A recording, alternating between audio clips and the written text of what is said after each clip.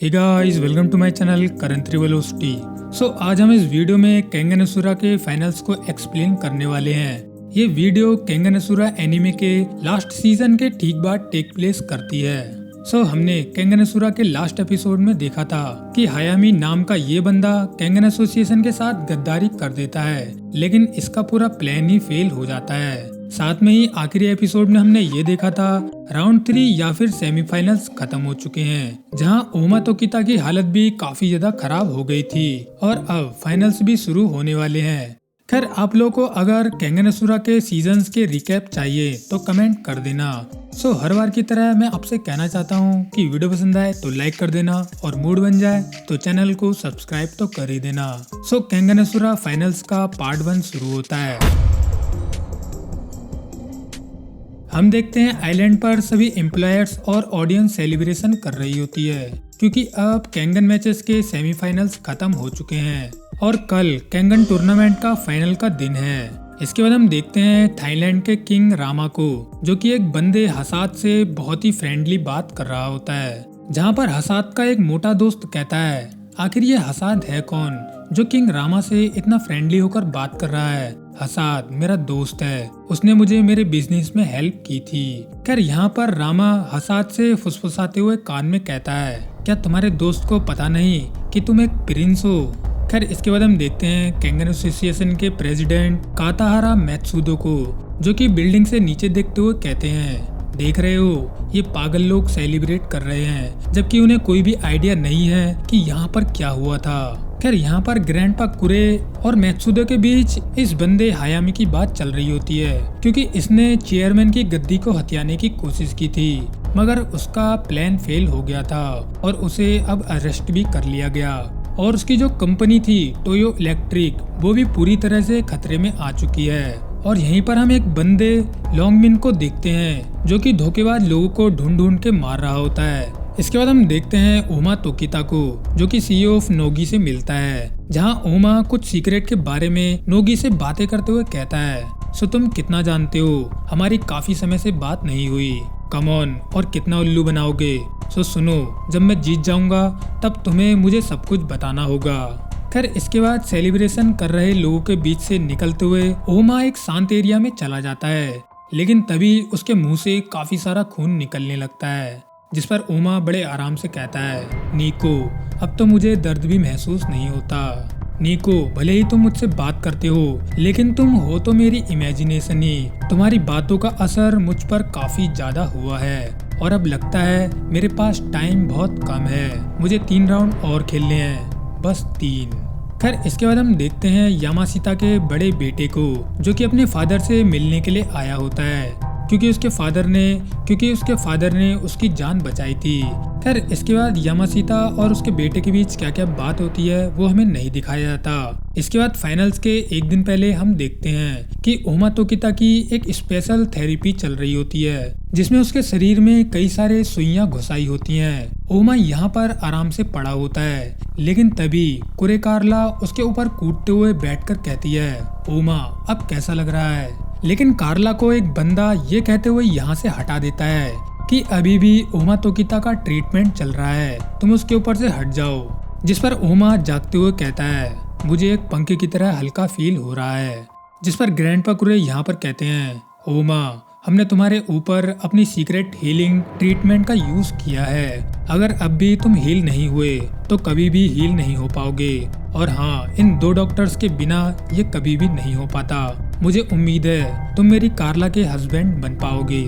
जिस पर ओमा मुस्कुराते हुए कहता है फाइनली कारला, अब हम बच्चे बना सकते हैं, तुम काफी सुंदर हो। जिस पर कारला ओमा से कहती है हाँ ओमा, तुम जल्दी से ठीक हो जाओ, मुझे तुम्हारा इंतजार है। खैर, इसके बाद कुरे फैमिली यहाँ से जाने लगती है, जहाँ पर यामाशिता कुरे फैमिली को थैंक यू भी बोलता है। जिसके बाद यामाशिता ओमा से कहता है ओमा, तुमने मैच के बारे में क्या सोचा। जिस पर ओमा कहता है मैं अब हैंडल कर सकता हूँ, क्योंकि ग्रैंडपा कुरे की वजह से मैं अपने बेस्ट कंडीशन में आ चुका हूँ। जिस पर यामाशिता चिल्लाते हुए ओमा से कहता है ओमा, आखिरी बार मेरी बात को सुनो, यामाशिता कॉर्पोरेशन टूर्नामेंट से बैक ऑफ कर रही है।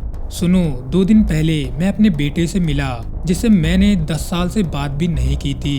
मैं जानता हूँ मैं एक अच्छा पिता नहीं हूँ, मगर मैं चाहता हूँ तुम फाइनल से बैक ऑफ कर लो। कंपनी की तुम चिंता मत करो, मैं मिस्टर नोगी से बात कर लूंगा। सुनो, तुम्हें खुद की जान खतरे में डालने की कोई जरूरत नहीं है, मैं कंपनी को संभाल लूंगा। हम अगली बार केंगन टूर्नामेंट में ट्राई कर लेंगे। जिस पर ओमा तोकिता साफ साफ यामाशिता से कहता है, अगली बार बिल्कुल नहीं, तुम जानते हो ना मेरी हालत क्या है। मेरी जिद की वजह से ही हम इस टूर्नामेंट को खेल रहे हैं और मैं ही आखिर तक अपनी जिद पर अड़ा रहूंगा। जिस पर यामाशिता फिर से चिल्लाते हुए कहता है, मेरी बात सुनो ओमा, मैं ये नहीं कह सकता कि मैं तुम्हें काफी समय से जानता हूँ, मगर तुम समझ नहीं रहे, तुम मर जाओगे। मैं जहाँ भी हूँ ओमा तुम्हारी वजह से हूँ, तुमने मेरी फैमिली को बचाया है, तुम बिल्कुल मेरे बेटे की एज के हो। मैं तुमसे बड़ा हूँ तो अपने बड़ों की सुनो, प्लीज फाइनल से बैक ऑफ कर लो प्लीज। खैर ये सब सुनने के बाद भी ओमा का मन बिल्कुल भी नहीं बदलता और वो यहाँ से जाने लगता है, जहाँ यामाशिता कहता है, ओमा फाइट करने से पीछे नहीं हटेगा, मैं पहले से ही जानता था, मैं सिर्फ उसकी लाइफ को अंत होते हुए देखने के अलावा कुछ भी नहीं कर सकता। इसके बाद हम देखते हैं फाइनल्स के दिन सबसे पहला मैच ओमा तोकिता का कॉस्मो इमाई से होता है। हाँ वही कॉस्मो इमाई जिसकी ग्रैपलिंग काफी बेहतरीन है। सबसे पहले अरीना में एंट्री होती है ओमा तोकिता की, जिस पर एंकर काटाहारे कहती है, तो आज का दिन है टूर्नामेंट के फाइनल क्लाइमेक्स का। आज के दिन अल्टीमेट फाइटर को चूज किया जाएगा।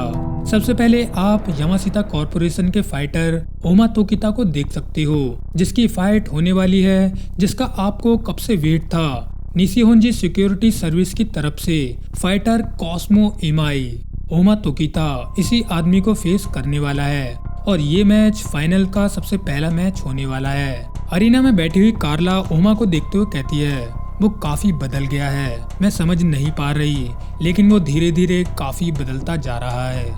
जिसके बाद फाइटर कॉस्मो इमाई को देखते हुए ऑडियंस कहती है, क्या कहा, वो घायल नहीं है क्या? वो लोग अभी भी कॉस्मो को लड़वाना चाहते हैं? मैंने तो उसे व्हील चेयर पर पड़ा हुआ देखा था, ये लड़का तो यहाँ पर मारा जाएगा। मैच के शुरू होने से पहले हम कॉस्मो इमाई के एम्प्लॉयर निशिहोंजी को देखते हैं, जो कि कॉस्मो इमाई की इंजरीज रिकवरीज को चेक करना चाहता है, जिसके लिए उन्होंने एक सब्स्टिट्यूट फाइटर को रेडी भी कर लिया होता है, जिसका नाम होता है ओकुबो, जो कि कॉस्मो इमाई की जगह पर खेलेगा। लेकिन जब ये बात कॉस्मो इमाई को पता चलती है तब वो कहता है, वैसे भी मेरे एम्प्लॉयर के पास पूरे राइट्स हैं कि वो मुझे हटा सके, लेकिन अगर मुझे रिप्लेस नहीं होना है तो मुझे खुद को प्रूव करना ही होगा कि मैं लड़ सकता हूँ। खैर इसके बाद सब्स्टिट्यूट फाइटर और कॉस्मो इमाई के बीच एक प्रैक्टिस मैच होता है, जिसमें उसे सामने वाले को पूरे 5 मिनट तक रोक के रखना होता है। अगर यहाँ पर कॉस्मो इमाई 5 मिनट तक सामने वाले को रोक सकता है तो वो फाइनल्स में लड़ाई कर सकता है। खैर यहाँ पर फाइट शुरू होते ही सब्स्टिट्यूट ओकुबो सोचते हुए कहता है, ओह ऐसा नहीं है कि वो ताकतवर नहीं है, तो ये बंदा इस लड़के का मास्टर है।